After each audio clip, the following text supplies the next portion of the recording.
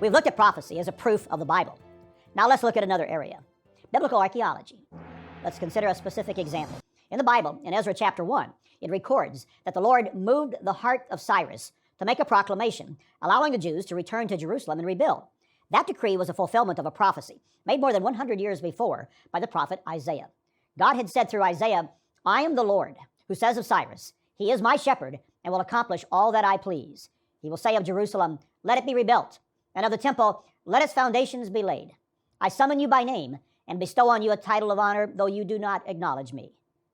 Not only did God predict what Cyrus would do, he called him out by name.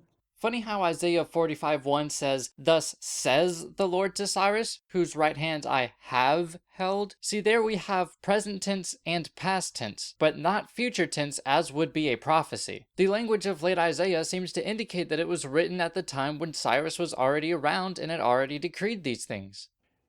Now this is where it gets interesting. In 1879, a clay cylinder was discovered in modern-day Iraq, with the story of Cyrus's conquest of Babylon. This fascinating, ancient historical document corroborates the biblical account in Ezra of Judah's return to Jerusalem, along with the treasures taken from God's temple in Jerusalem.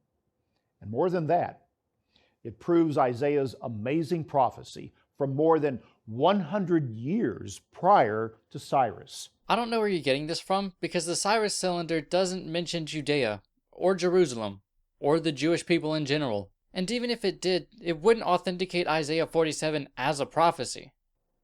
There are some critical Bible scholars who say that, well, it was someone who lived long after Isaiah's death and after the fall of Babylon who wrote that prophecy. Which is actually a very reasonable explanation. Isaiah 1 through 39 is very different from Isaiah 40 and on. The style is very different, it stops using Isaiah's name altogether, and as I've touched on before, the subject matter indicates a totally different time period. A modern secular mind cannot admit that the revelation of God to a prophet could be legitimate. Him saying this is like if I was to say that the modern Christian mind cannot accept that there may be more reasonable explanations. But if I did say that, what would it accomplish? Because it wouldn't do anything other than antagonize people who disagree with me, and make the people who do agree with me feel better about themselves. And quite frankly, I don't care much about that. I usually cut this kind of stuff out of my videos, but I feel like it has to be addressed sometimes. But the facts speak otherwise. For one, the cylinder uses language similar to Isaiah. So you're saying that the cylinder, which was written after these things came to pass, uses similar language to Isaiah, which would have been written hundreds of years prior if it was indeed a prophecy. I mean, by your logic, you're saying that Isaiah was written after the fact. But for that matter, what part of Isaiah uses similar language to the cylinder? Because like I said, different parts of Isaiah use very different language. Never mind the fact that Isaiah was written in biblical Hebrew and the Cyrus cylinder was written in Akkadian cuneiform. Like Isaiah's prophecy, Cyrus calls himself a shepherd.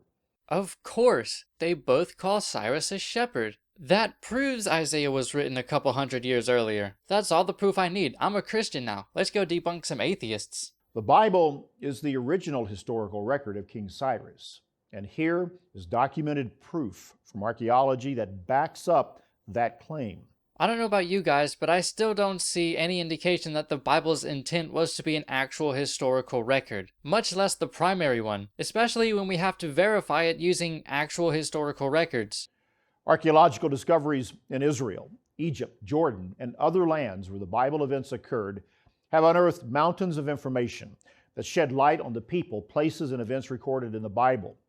This is verified in many well-documented and reputable books and papers and museum exhibits.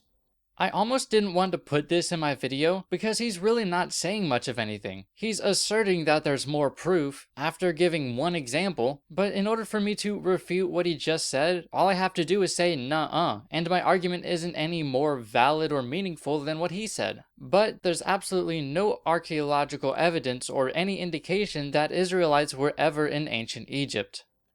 As we've discussed so far on today's program, the Bible shows its authority and validity in regard to prophecy and archaeology. Well, in a moment, we'll explain that science too backs up the reliability of the Bible. Oh dear. There is much more for you to discover about each of these subjects. And to help you do so, we've prepared an enlightening free study aid called Is the Bible True? You can have your own personal free. No, for science sake, no.